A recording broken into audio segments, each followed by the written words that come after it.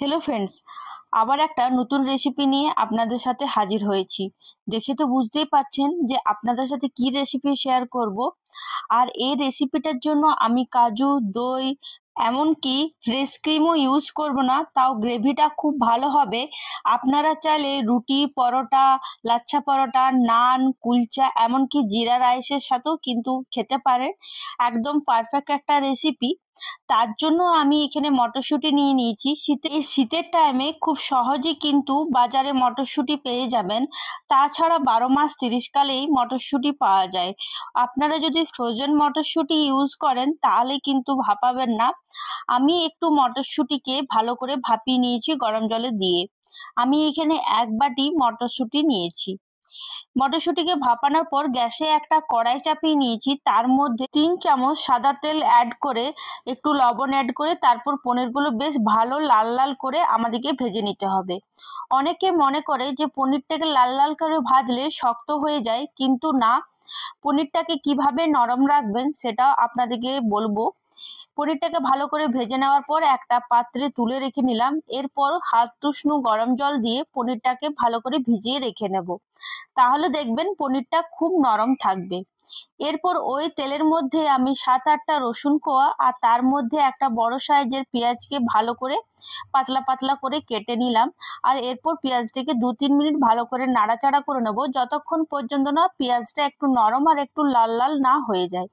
আর এদিকে একটা আমি টমেটোর পেস্ট তৈরি করে নিয়েছিলাম। আমি এখানে 2টো মিডিয়াম সাইজের টমেটো নিয়েছিলাম, ভালো করে মিহি করে পেস্ট তৈরি করে নিলাম। আর এদিকে দেখুন পেঁয়াজটা আমার বেশ লাল লাল করে ভাজা হয়ে গেছে, নরমও হয়েছে আর লাল লাল করে ভাজাও হয়ে গেছে।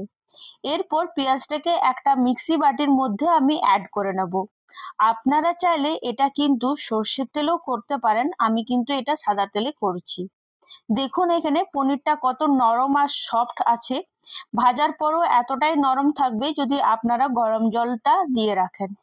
এরপর যে পেঁয়াজটা আমি মিক্সি বাটিতে রেখেছিলাম তার মধ্যে 2টো কাঁচা লঙ্কা, একটু আদা, পনির আর একটা এলাচ আর একটা দারচিনি অ্যাড করে একটু জল দিয়ে ভালো করে মিহি পেস্ট তৈরি করে নেব। তাহলে আর বেশি কিছু মশলা লাগবে না। গ্যাসে ওই কড়াইয়ে আমি একটু বাটার অ্যাড করে দিলাম আর একটু সামান্য হলুদ আর কাশ্মীরি রেড চিলি পাউডার, 1 চামচ জিরে আর 2টো শুকনো লঙ্কা অ্যাড করে দিলাম। যদি হলুদ আর কাশ্মীরি রেড চিলি পাউডারটা অ্যাড করেন তো দেখবেন খুব ভালো কালার আসবে। কিন্তু হ্যাঁ, গ্যাসের আঁচটা হাই হলে চলবে না, না হলে কিন্তু মশলাটা পুড়ে যাবে। এরপর যে পেঁয়াজটা আমরা পেস্ট তৈরি করে রেখেছিলাম সে পেঁয়াজের পেস্টটা এখানে অ্যাড করে দেবো আর 2-3 মিনিট ভালো করে ঢাকা দিয়ে রেখে দেবো লো টু হাই মিডিয়ামে। এখানে আমার 3 মিনিট হয়ে গেছিল, আমি ঢাকা খুলে নিলাম। আর দেখুন মশলা থেকে একটু তেল ছেড়ে এসছে। 2-3 মিনিট ভালো করে নাড়াচাড়া করার পর আবার যে টমেটো পেস্টটা আমরা তৈরি করে রেখেছিলাম সেই টমেটো পেস্টটা অ্যাড করে দেবো আর একটু লবণ অ্যাড করব। এরপর আবার 2-3 মিনিট ভালো করে নাড়াচাড়া করে নেবো লো টু হাই মিডিয়ামে। আবার 3-4 মিনিটের জন্য ঢাকা দিয়ে রেখে দেবো। 3 মিনিট হয়ে গেছে, আমি ঢাকা খুলে নিলাম। মশলাটা খুব ভালোভাবে ভাজা হয়ে গেছে আর তার সাথে মশলার গা থেকে তেলটাও বেরিয়ে এসছে। এই রেসিপিটা করবার সময় গায়ে কিন্তু মশলাটা কিন্তু ফুটবে, তাই ঢাকা দিয়ে দিয়ে কিন্তু আমাদেরকে রান্না করতে হবে। আবার ঢাকা খুলে 1-2 মিনিট নাড়াচাড়া করে নেওয়ার পর যে মটরশুঁটিটা আমরা ভাপিয়ে রেখেছিলাম সেই মটরশুঁটিটা অ্যাড করে দিলাম। তার সাথে যে পনিরটা ভেজে রেখেছিলাম সেটাও অ্যাড করে দেব আর একটু সামান্য উপর থেকে গরম মশলা অ্যাড করে ভালো করে নাড়াচাড়া করে নেব। এই রেসিপিটা একদম দেখুন গ্রেভিটা কত ভালো না হয়েছে, তাতে আমি কাজু, দই কিছুই ইউজ করিনি।